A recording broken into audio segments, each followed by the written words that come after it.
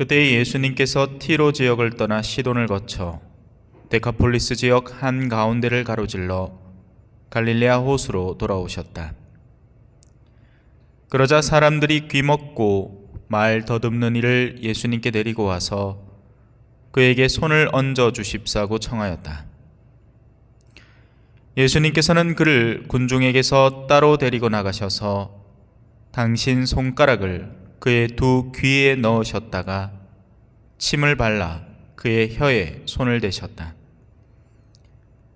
그러고 나서 하늘을 우러러 한숨을 내쉬신 다음 그에게 에파타 곧 열려라 하고 말씀하셨다.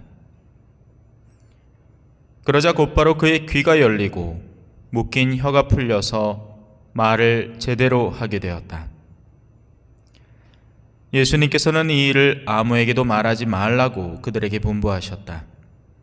그러나 그렇게 분부하실수록 그들은 더욱더 널리 알렸다. 사람들은 더할 나위 없이 놀라서 말하였다. 저분이 하신 일은 모두 훌륭하다. 귀먹은 이들은 듣게 하시고 말 못하는 이들은 말하게 하시는구나. 주님의 말씀입니다.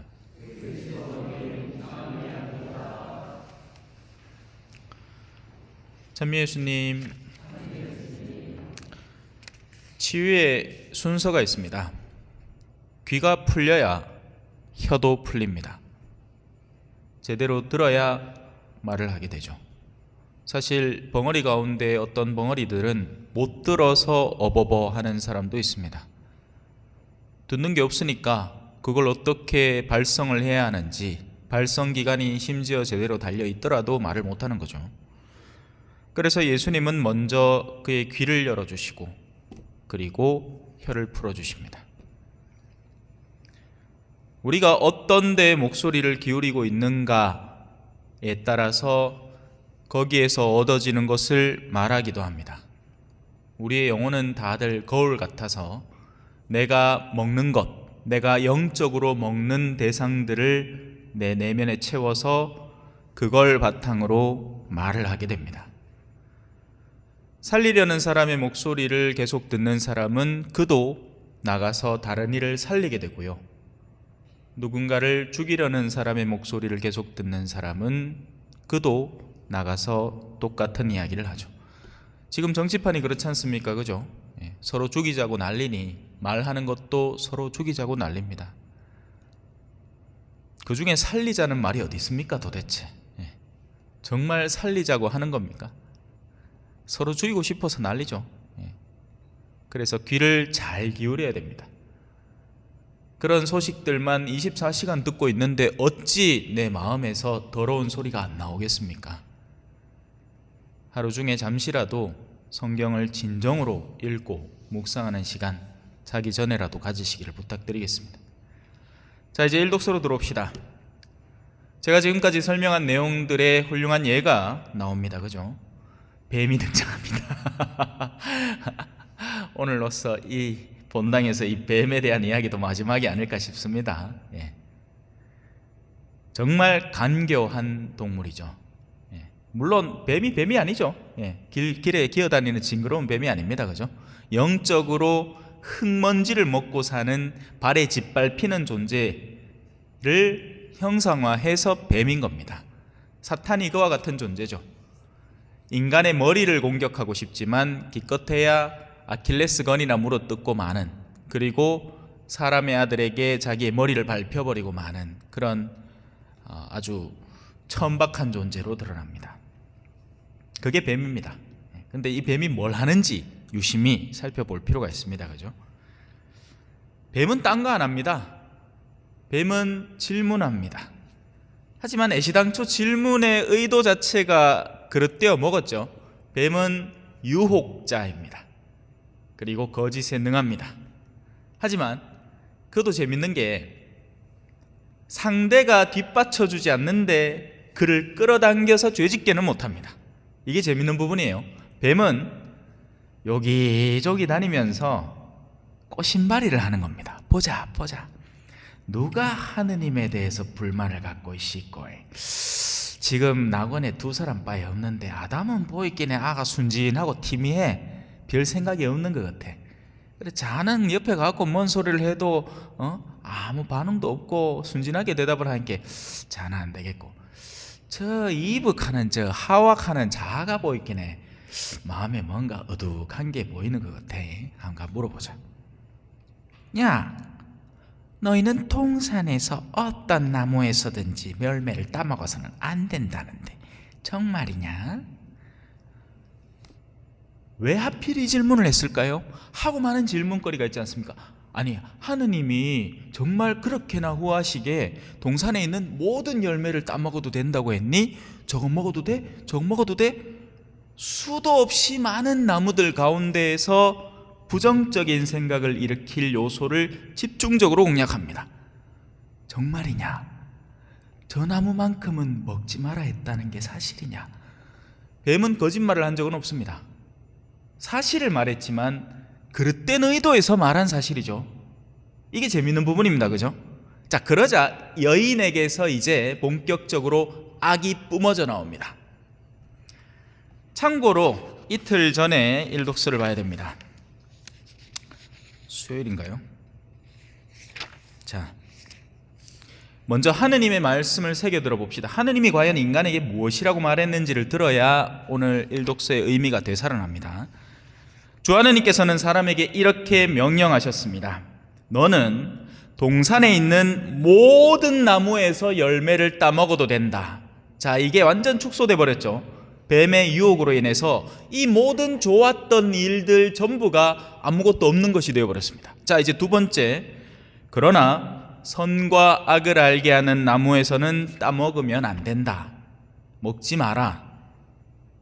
그것뿐입니다. 먹지 마라. 저 나무 열매 먹지 마라. 그 열매를 따먹는 날 너는 반드시 죽게 된다. 하느님이 선언했기 때문에 그건 정언, 명제, 명령, 선언입니다.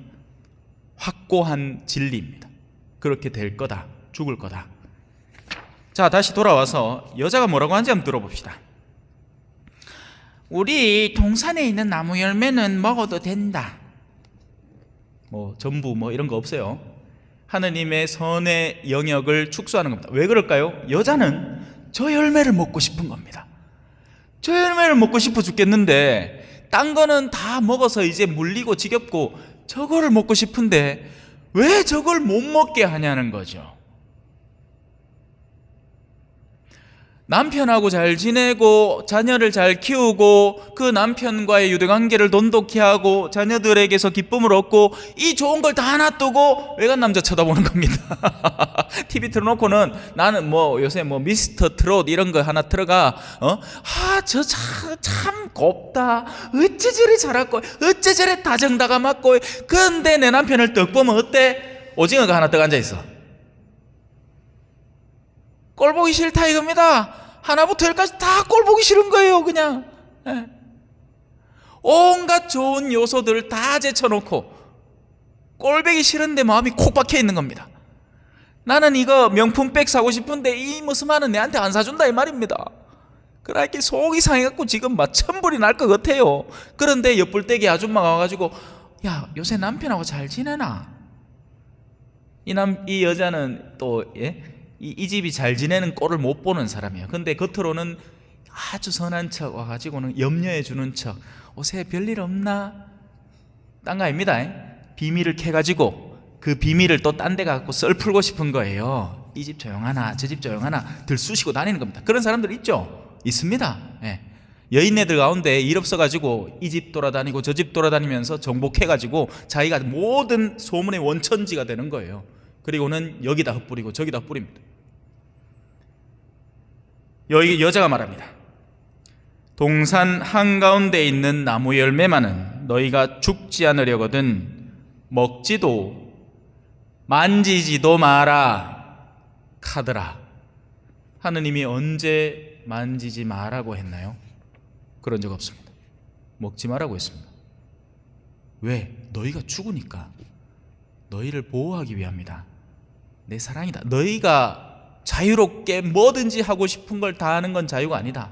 너희에게 진짜 자유가 있기 위해서는 옳고 그름의 기준점이 있는 상태에서 자유가 작동을 하는 거다. 그래서 내가 너희에게 선과 악을 알게 하는 나무를 두는데 너희가 그걸 건드리는 순간부터는 나와의 관계에서 단절이 일어나고 너희 영혼의 죽음이 일어난다. 악이 시작된다. 자, 이제 뱀이 신났습니다. 여인의 의도를 알았습니다. 야, 임마 이거 하느님 엄청 증오하는구만.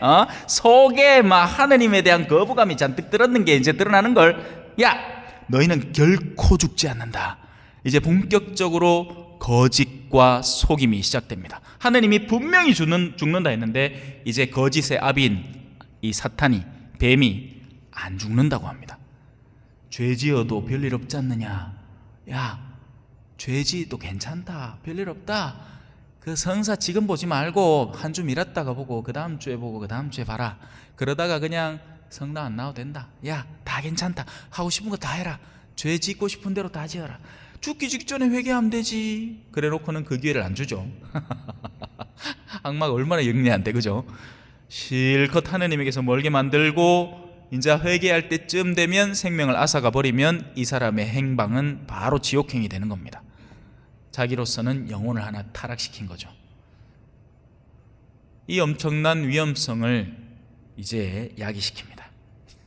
너희가 그걸 먹는 날 너희의 눈이 열려서 네가 바라는 대로, 사실 네가 그걸 바라고 있지 않느냐. 내가 낸데 누가 나한테 감히 명령을 내리나. 나는 동산의 모든 열매를 먹을 수 있는 존재인데 왜 저것만 안 되나?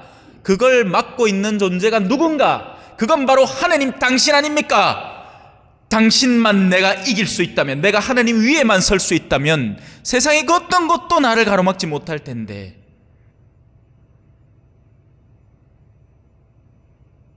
하느님이 그걸 알고 그렇게 말한 거다.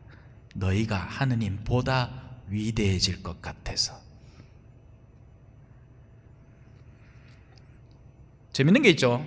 혼자 모으면 될 거를 굳이 또 자기 남편 따줍니다. 그죠? 제가 얘기했죠. 아담은 어찌 보면 순진합니다. 하지만 순진함이 변명이 되지는 못합니다. 왜? 아담도 하느님의 명령을 들었기 때문이죠.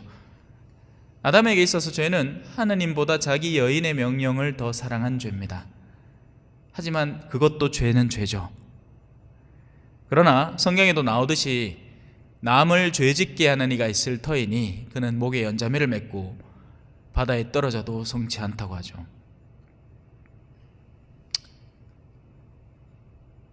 그들의 눈이 열렸습니다. 이전까지는 수치가 없었습니다. 애들이 그렇잖아요. 길에 왜 옛날에 바지 벗겨놓고, 그죠? 맨날 오줌 싸대고 막 찌른내 찡찡한 게네. 여름에 같은 때는 그냥 바지 벗겨놓고 밖에 보내봅니다. 쥐가 뭐 부끄러우면 뭘 알아요? 아무것도 모르지, 그죠? 근데 철이 들면 어떻게 됩니까? 부끄러움이 시작되죠. 그 전까지는 아빠하고 목욕탕 들어가고 뭐 아무것도 없었는데 어느 날부터 아빠 이러지 마 이렇게 샀습니다. 그죠? 사춘기라고. 내 딸을 안 켜봐 모르겠다마는 그런다 카더라. 들어본 게. 그때부터 수치가 시작이 됩니다. 죄의 결과는 수치입니다. 사실 이게 재밌는 부분이죠. 죄를 짓는 사람들은 안 들킬 거라고 생각을 하고 죄를 짓습니다. 안 들키겠지, 모르겠지, 내가 이렇게 해도 모를 거야. 참 어리석죠. 하느님이 모를 리가 없지 않습니까? 그래서 숨어 다닙니다. 이 부분도 재밌습니다. 그죠? 이게 딴 사람 앞에서 숨는 거면 숨는 게 가능합니다. 숨으면 돼요. 숨으면 되죠. 누가 쳐다보고 있으면 그 쳐다보는 시선 밖으로 벗어나면 될 거 아닙니까? 그런데 하느님을 피할 수 있다고 생각하는 게, 이게 그 자신의 신앙을 드러내고 있지 않습니까?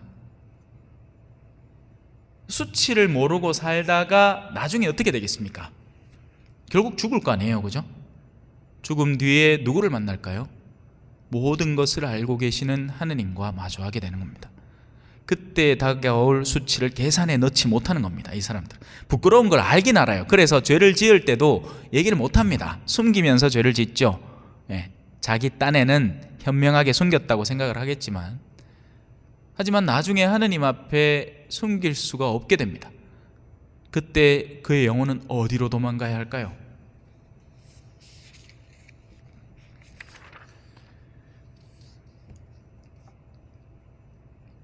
그래서 이런 요소들을 오늘 독서와 복음 안에서 나열을 하면서 제발 너희의 귀가 열리고 말이 열려서 올바른 소리에 귀를 기울이고 그 소리를 반복해서 이야기할 수 있는 선한 존재들이 되어라. 그러면서 화답송은 죄를 용서받은 이에 대한 기쁨을 말해줍니다. 이걸 듣고 너희의 내면의 어둠을 고쳐먹어라. 행복하여라. 죄를 용서받고 잘못을 씻으니. 행복하여라. 주님이 허물을 헤아리지 않으시고 그 영에 거짓이 없는 사람. 잠시 묵상하시겠습니다.